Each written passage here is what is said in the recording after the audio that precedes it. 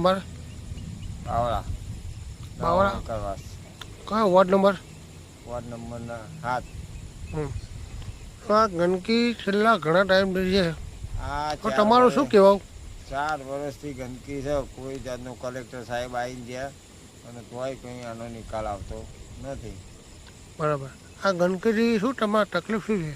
તકલીફ અહીં મચ્છર બેવા થાય ને લોકો બીમાર થઈ જાય ને બહાર અને મુશ્કેલી છે.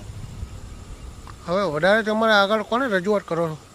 હવે તો આ ચીફનો ઓફિસરને કરીએ, મામલતદારને કરીએ, કલેક્ટરને કરી, કલેક્ટરે જોઈને આવીને ગયા. તમારે હવે શું આનું શું કહેવું? અમારે તો આનો કંઈક નિકાલ આવે સારું.